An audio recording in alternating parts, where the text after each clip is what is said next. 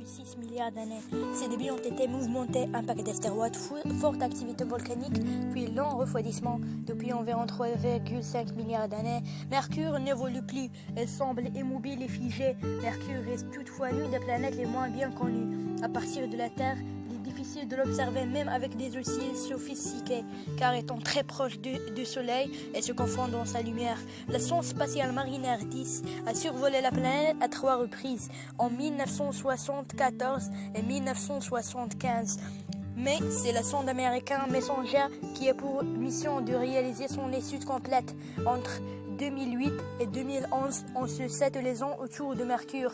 Mercure supporte tour à tour des chaleurs torrides et de très grands froids.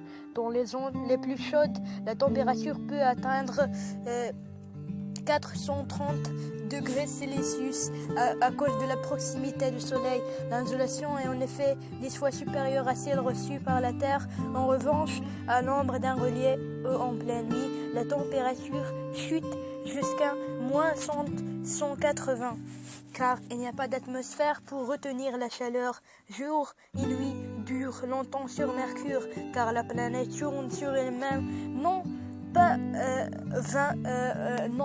en 24 heures, mais comme le fait la Terre, mais en 59 jours. Son année est en revanche très courte, car Mercure fait le tour du Soleil en 88 jours. Des caractères comme sur la Lune. Au début de son histoire, Mercure a subi de violents bombardements d'astéroïdes. Elle est ainsi couverte de cratères de taille et de forme différentes. Les plus petits mesurent à peine un micron, un millionième de mètre, et les plus grands plusieurs centaines de kilomètres de diamètre. À la différence des cratères terrestres, ceux de Mercure n'évoluent pas. Mercure ne connaît pas d'érosion. La planète ne possède ni atmosphère ni eau en surface. Aucun vent ne vient le balayer. Ainsi, le bassin Caloris. On parle de bassin lorsque les caractères atteints de très grandes dimensions n'a pas changé depuis près de 4 milliards d'années. Avec son diamètre de 1500 km, c'est le troisième plus grand bassin du système solaire après celui de pôle Sud sur la Lune et celui de la surface. Elle est remplie de champs de lave et poissonnée de cratères.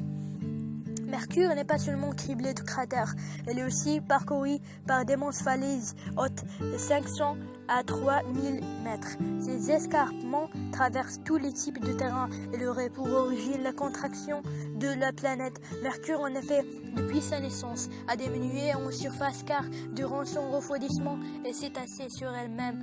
Son rayon, la distance entre le centre et la surface, est diminuée de plus de 2 km, comme une pomme qui se rabougrit.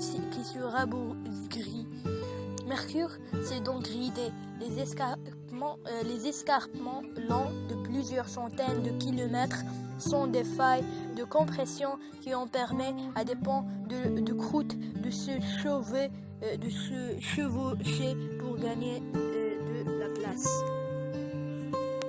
Merci les gars.